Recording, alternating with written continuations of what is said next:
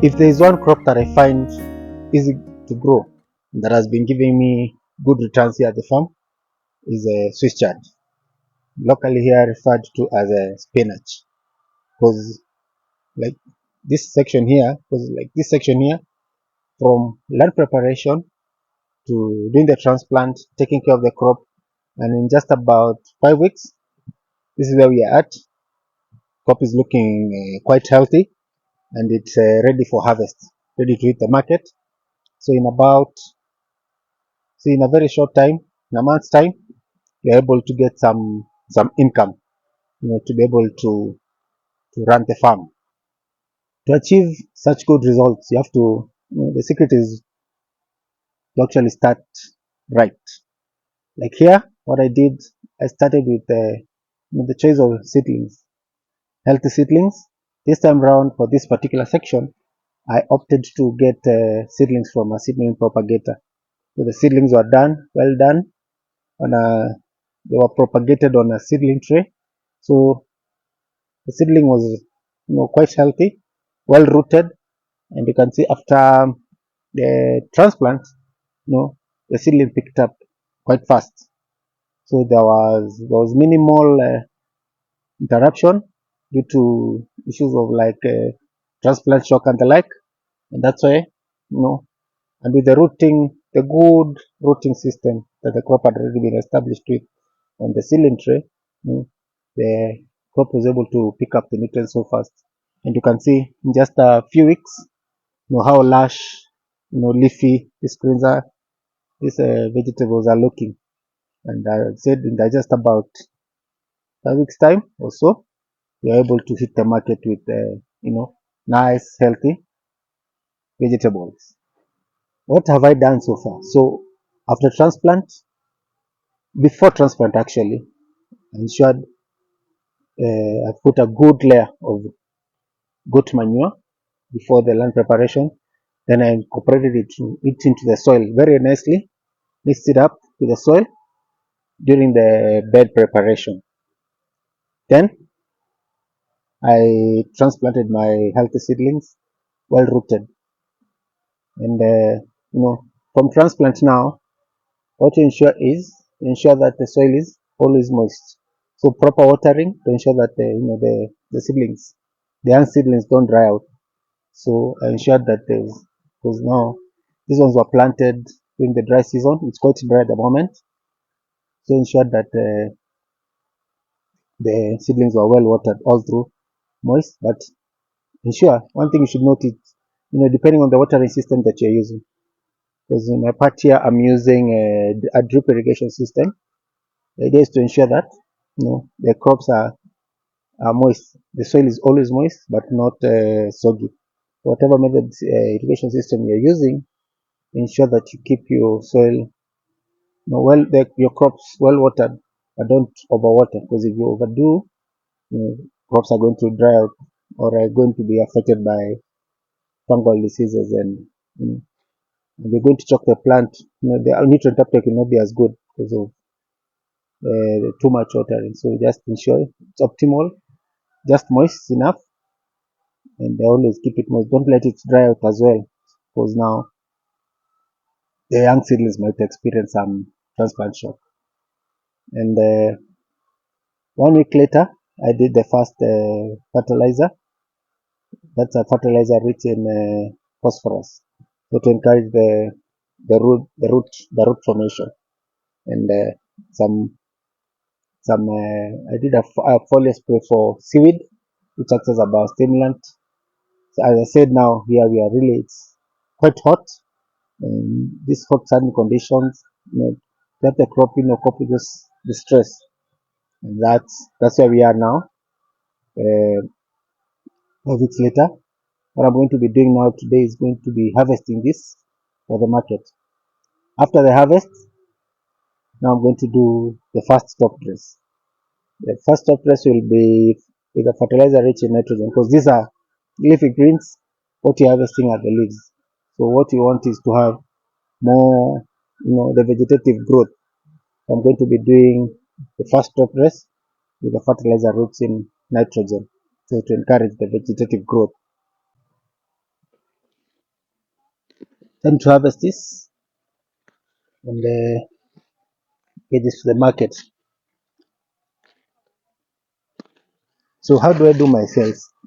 You see here, my target is the final consumer.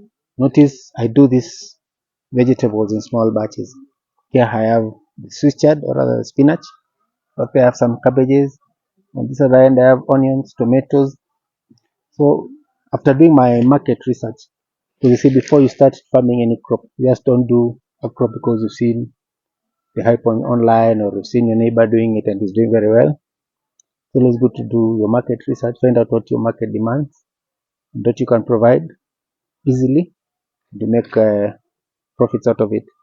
But at the end of the day, you're trying to do this as a business, not just doing agriculture for the sake of it.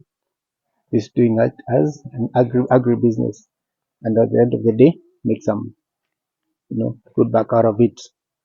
So with this, I'm targeting the local consumer. Some come here at the farm, visit at the buy at the farm, and then the excess that remains, I just take it to the local market. The local market is just about a kilometer from the farm, so it's easy. Just harvest in bulk, take it there, and able to sell to the final consumer. And I try to sell this with a certain with a unit of measure. See, we sell this by the kilogram. So I've seen areas where they sell this maybe through bunching and all that, but see, the bunching, it's tricky. I don't know how much I could get a huge bunch or so.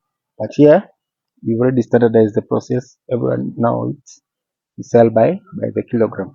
All the vegetables that we have here, from the collards to the Swiss chard, onions, tomatoes, we sell by the kilogram. It's only the cabbages that you sell per piece. Yeah, and that's how it works. So here I'll be harvesting this to get to take it to the market later on. You can see how healthy the size of this, quite healthy. And this is just, imagine, just about 5 weeks from transplanting those tiny seedlings, and this is what you get in just a few crops. You get so much.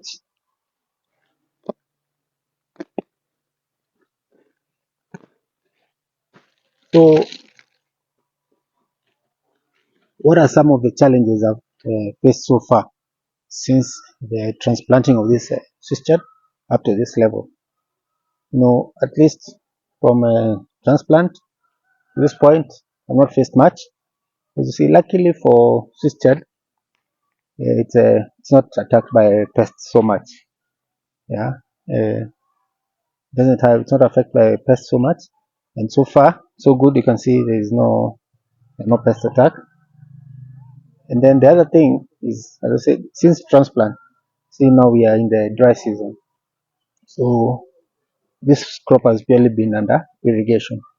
One thing now that really affects the sister, they are highly susceptible to fungal and bacterial diseases during the rainy season. They don't like extremely wet conditions, but so far we've been growing this during the dry conditions. So it's purely dry. They've purely been under irrigation, so that's why we've not been facing any fungal or bacterial diseases. But the rainy season is just around the corner. Yeah, we'll wait and see. I'll be able to deal with that when that time comes. I've handled it before. You check out, I've done a previous video. I've been able to successfully maintain the crop and harvest during the rainy season. Yeah, and I'll be able to fight those fungal and bacterial diseases. But so far so good. Nothing much to do. I've not had any issues with the pest and diseases. So the only challenge was, of course, in the dry season, keeping up with the irrigation, the watering. Of course, now in the dry season, the water becomes a scarce commodity, because even our source of water here is a river and a natural spring. And during the dry conditions, of course, the water levels are low and the demand is high, so there is always a lot of breakdowns shortages, and all that. But you're able to counter that with us to ensure that the crop is fully watered. The only other challenge so far that I've noted is the weeds. Because now, while planting this, I got some goat manure. I purchased some goat manure because normally what I do here is I also try to create my own compost from all the plant waste that I get, all the weeds that I collect, and some I incorporate some chicken manure. I generate my own compost. By the time it's a long process, and you need a lot of organic matter to just create some little compost. Because this is some work in progress, I need to get some. I have to get some goat manure, purchase some goat manure, to feed the soil. So this soil had really been short of nutrients. At least we need to feed it with enough organic matter to feed the soil properly, so that in the long run, you can have healthy crops as what you can see right now. So with the goat manure came with it some weeds, because that's something you can easily deal with. Because now once I'm done with the harvesting, I'll be doing the weeding, as I've said. I'll be doing the weeding, and after the weeding, that's when I'll do the first stop press, the fertilizer rich in nitrogen, but not to encourage the vegetative growth. Luckily, again with the spacing we did while planting this, I did a spacing of 30 centimeters from plant to plant. Yeah, this bed is 75 centimeters wide, and then I did 30 centimeters from plant to plant, and each bed has 3 rows. So you can see the spacing is quite compact. So even once I do this weeding and the vegetative growth, the crops pick up, they'll form a good canopy and they'll be able to block the weeds. I'm sure in the subsequent phases, they'll be ready to know weeds at all.